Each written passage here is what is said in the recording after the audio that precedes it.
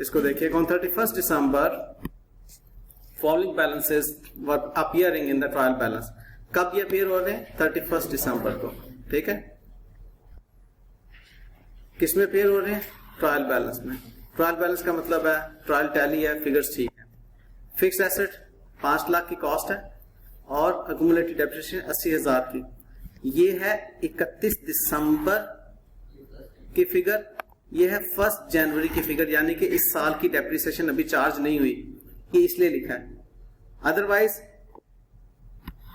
इसकी मौजूदगी में ऐसा लगता कि पता नहीं हमारी इस 80,000 में जो है वो इस साल की डेप्रिसिएशन चार्ज हो चुकी हुई है।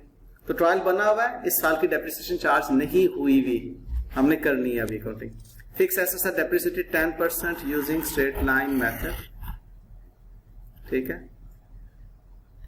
Residual value in all cases is estimated to be 20% residual value during the year starting from 1 January following transactions took place. 40% of the asset was sold on 1 April. आपने 1 अप्रैल को 40% एसेट बेच दिया। अब 40% asset cost में से भी निकल जाएगा और ओपनिंग डेट को इसकी जो एक्यूमुलेटेड डेप्रिसिएशन वो भी निकल जाएगी, और 1 अप्रैल तक की डेप्रिसिएशन 3 महीनों की कैलकुलेट करेंगे, डिस्पोजल अकाउंट में जाएगी। क्योंकि जब एसेट बेचा है तो जब तक इस्तेमाल किया उस वक्त तक की डेप्रिसिएशन तो चार्ज करनी है ना, और फिर डिस्पोजल में जाना। फिर नया एसेट आपने परचेज किया, एग्जैक्टली वही लाइंस पे ये सवाल बना हुआ है, लेकिन अब ये स्ट्रेट लाइन मेथड है। सॉल्व करें प्लीज, हरी अप। आपका मैं चाह रहा हूं कि ज़हन खुले और आप सोचना शुरू करें, अदरवाइज ये काम जो है वो मुश्किल हो जाता है। शाबाश।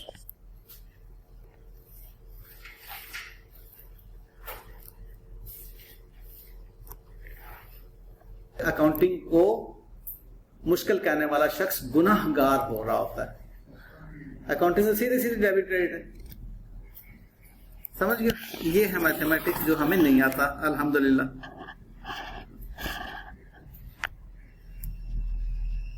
ठीक है, तो दिमाग इस्तेमाल करना सीखें और हर वक्त औज़ुबिल्लाहि मिनश शैतानिर रजीम का विर्द किया करें, ताकि शैतान मरदूद आपसे दूर भागे और अकल की बातें आपके दिमाग में आने की आसानी हो। ओके, ये मैं अब आपको भेजूंगा, आपने क्वेश्चन सॉल्व करना है, और कल आप लोगों का टेस्ट है डेप्रिसिएशन कंप्लीट, इससे भी मुश्किल इंशाल्लाह। बेटे बस आप तैयारी करो, आज डट जाओ, मैं तो देखूंगा कि कल क्या करते हो। ठीक है, नहीं एक्रूअल नहीं, सिर्फ डेप्रिसिएशन है कल टेस्ट।